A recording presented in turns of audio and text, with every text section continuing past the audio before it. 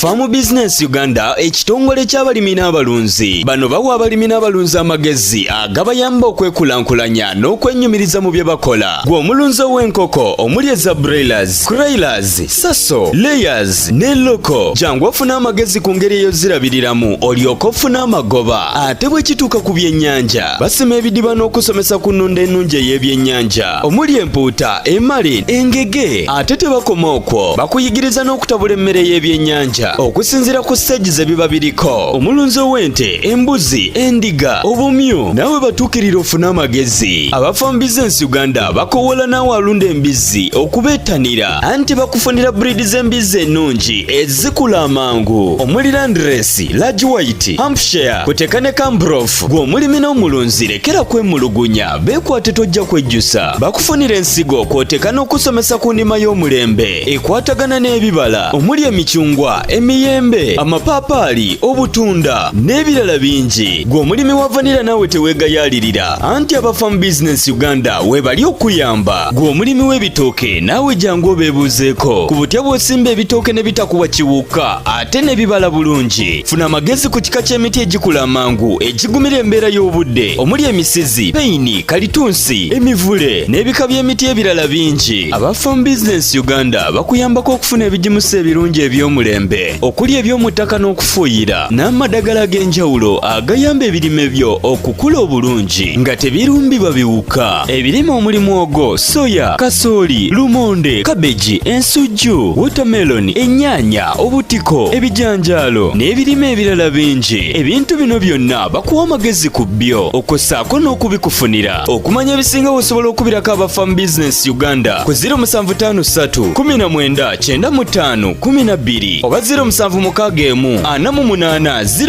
0004. Osobola n'obafunira ku WhatsApp ku 0752 83 84 89. Farm Business Uganda, farmer to farmer, mulimi ku mulimi.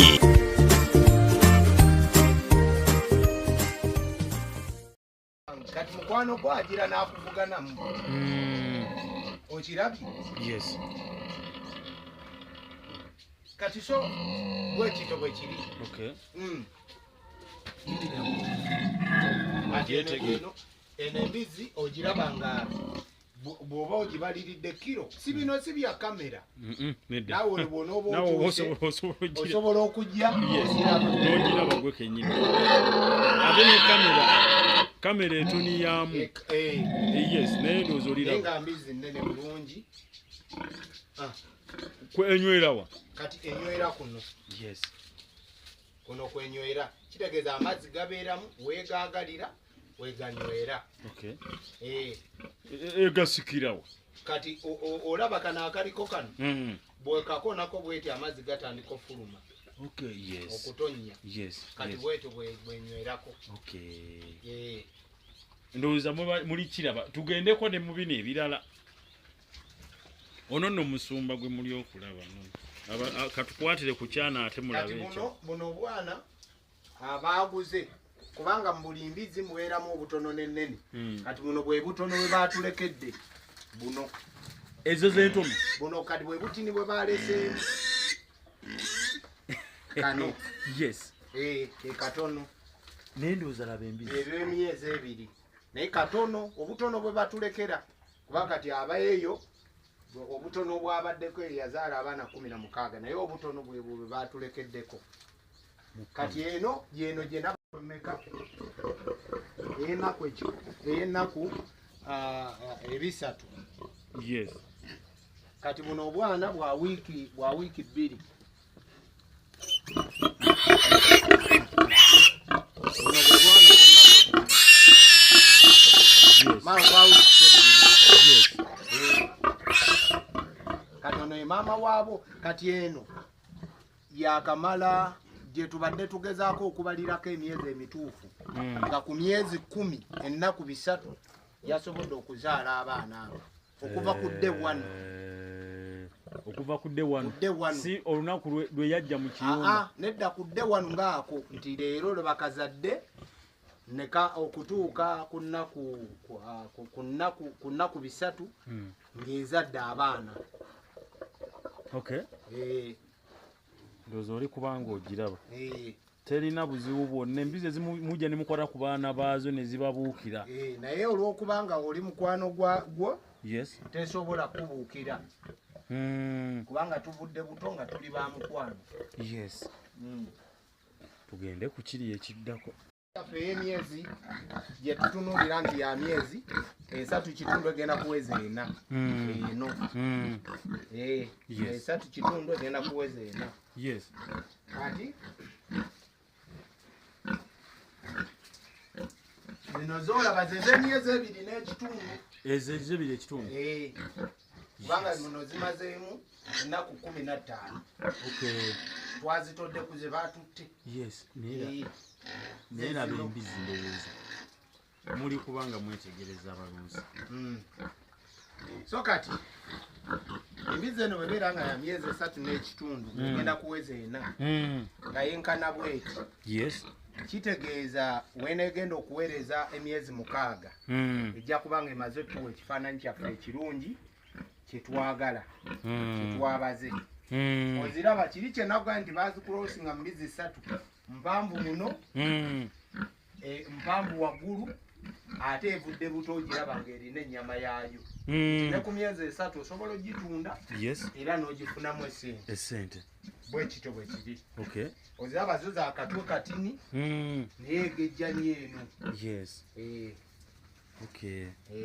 kati tugende wali nkulage w'omwezi ogumu n'ekitundu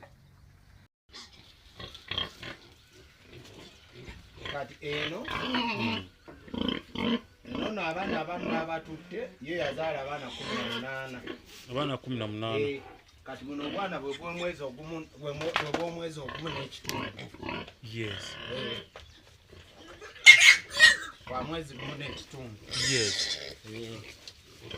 kati kiki ku bino okalaba oziraba nti mpanvu muno ate mpanvu waggulu ate erina ennyama era oba otunuulidde amabeere gaayo ti abaana baye bayonsa bulungi ddala ezaalira ddala abaana bangi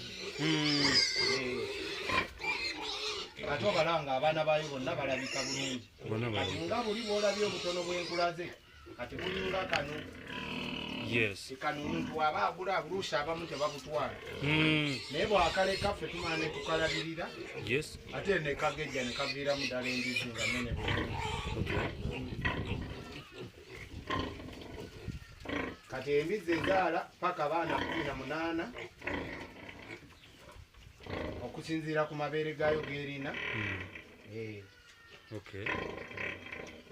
wasigaddeko obwana nga 4 kati tugende mbalage tuziri endala tulabe Farm Business Uganda ekitongole ky'abalimi n'abalunzi bano bawa abalimi n'abalunzi amagezi agabayamba okwekulankulanya n'okwennyumiriza mu bye bakola gw'omulunzi w'enkoko omuli eza broilers, croilers, saso, layers ne loko jangu ofuna amagezi ku ngeri eyo zirabiriramu olyoka ofuna amagoba ate bwe kituuka ku byennyanja basima ebidiba n'okusomesa ku nnunda ennungi ey'ebyennyanja omuli empuuta, emali, engege ate tebakoma okwo bakuyigiriza n'okutabula emmere y'ebyennyanja okusinziira ku stage ze biba biriko omulunzi ow'ente, embuzi, endiga, obumyu nawe batuukirira ofuna amagezi aba Farm Business Uganda bakowola naawe alunda embizi okubeetanira anti bakufunira breed z'embizi ennungi ezikula amangu omuli Landrace, Large White, Hampshire kuteka ne Cambrough gw'omulimi n'omulunzi lekera kwemulugunya beekwate tojja kwejjusa bakufunira ensigo kwoteka n'okusomesa ku ndima y'omulembe ekwatagana n'ebibala omuli emicungwa, emiyembe, amapaapaali, obutunda n'ebirala bingi gw'omulimi wa vanilla naawe teweegayaalirira anti aba Farm Business Uganda weebali okuyamba gw'omulimi w'ebitooke naawe jangu obeebuuzeeko ku butya bw'osimba ebitooke ne bitakuwa kiwuka ate ne bibala bulungi funa amagezi ku kika ky'emiti egikula amangu egigumira embeera y'obudde omuli emisizi, peyini, kalitunsi, emivule n'ebika by'emiti ebirala bingi aba Farm Business Uganda bakuyambako okufuna ebigimusa ebirungi eby'omulembe ebirime okuli eby'omuttaka n'okufuuyira n'amadagala ag'enjawulo agayamba ebirime byo okukula obulungi nga tebirumbibwa biwuka. Ebirime omuli muwogo, soya, kasooli, lumonde, kabeji, ensujju, watermelon, ennyaanya, obutiko, ebijanjaalo n'ebirime ebirala bingi. Ebintu bino byonna bakuwa amagezi ku byo okossaako n'okubikufunira. Okumanya ebisinga osobola okubirako aba Farm Business Uganda ku 0753 19 95 12 oba 0761 48 0004. Osobola n'obafunira ku WhatsApp ku 0752 83